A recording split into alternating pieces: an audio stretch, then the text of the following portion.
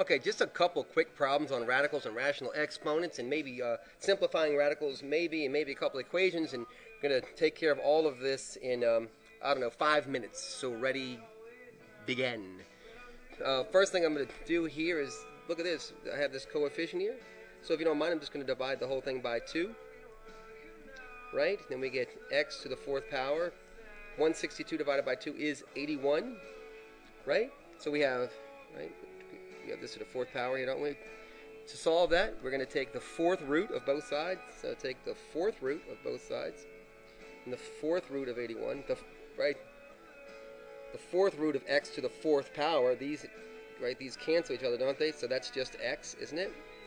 And then what number times itself 4 times is equal to 81, and that is 3, and easy as pie.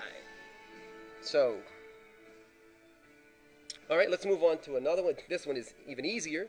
And just please tell me what the answer to this question is what is the 3rd root of 64? Well, the 3rd root of 64 is equal to 4? Question mark. How would I prove that? Well, 4 times 4, right? This is what 3rd root means, what number times itself 3 times. So we want this thing times itself 3 times. So 4 times 4 times 4. So that's 1, 2, 3 factors of 4. 4 times 4 is 16.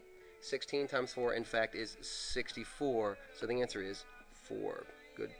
Right? All right. We're just plowing through some of these things quickly. Here's a one that's a little bit weird. So we have, what is 4 to the negative 1/2 power?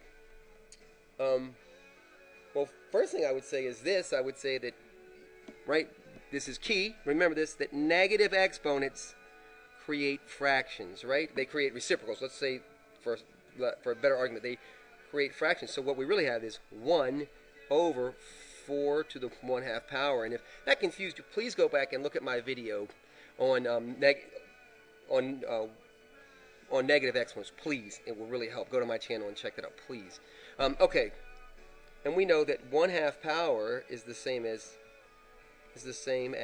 the square root, right? I'll show you this for a second. This is this 1, yes, and this 2, if you don't mind. So we put our 4 inside the box. And what I'm trying to convince you of is this one is this one right here, yeah, and this 2 right here, you guys, is this 2. And we do know that the square root of 4 is 2, so the answer is 1/2. Okay. All right, we're almost done. Just wanted to get through some of this stuff with you guys today. Here's another. Let's look at this. This freaks people out, but it's not bad. We have 3 to the 5/3 power. So we have a rational exponent here, times 3 to the 1/3 power here. Here's the good news. The good news is that they have the same base, and they are base 3. We have 3 to the 5/3, and here we have 3 to the 1/3 power. So we remember this rule from exponents in beginning algebra. There's this rule that says x to the m power times x to the n power is equal to x to the m plus n. So I could think the fractions would throw you off, because if I said 3 squared times 3, you'd say 3 to the 3rd power. So what this is now is we have 3 to the 5/3 plus 1/3 power, right? Where am I getting that? I'm taking that from here, right? And 5/3 plus 1/3 is 3 to the 6, sorry, that's ridiculous, 6 to the 6/3 power, and we know that 6 over 3 is 2, so we have 3 squared, and 3 squared we know is 9. That's nuts, isn't it? Okay, let's go ahead and do these last couple, because I think we have the time. So, let's see if we can't simplify this. Simplify. So we simplify. What is the square root of 50? Well, first off, you're not going to get an exact number here. This is going to be an irrational number, but it can be simplified. So this is what I'm going to use here. I'm going to use this rule here that says the square root of AB is the same as square root of A times the square root of B, where these are factors. So I'm looking at 50, and I'm asking myself, does 50 have any perfectly square factors? So I'm like, okay, there's 5 times 10. Neither 5 nor 10 are perfect squares, so it's not that. But if we use this, we can use the square root of 2 times the square root of 25. Do a little test backwards. 25 times 2, in fact, is 50, isn't it? And the square root of 25 is 5, so we have an answer there, don't we? And the square root of 2, guys, is just the square root of 2, isn't it? So our answer is 5 square roots of 2, I think. One more. I'm hearing it from you now. One last one quickly, and that is, how can we simplify 3 times the square root of 18, or 3 square roots of 18, if you will? And what I'm going to do with this 3 is I'm going to take this 3 right here, and I'm going to pull it out, and just leave it there.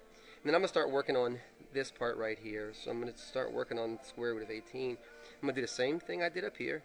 Say, you know what?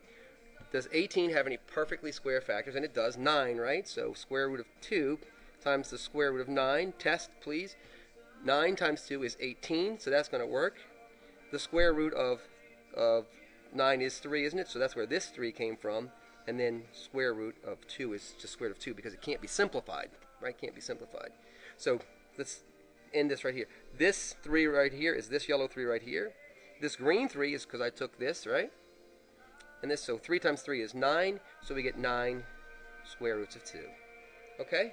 All right, you guys, I think that's good work, and it's just enough work for you. Go out and have fun.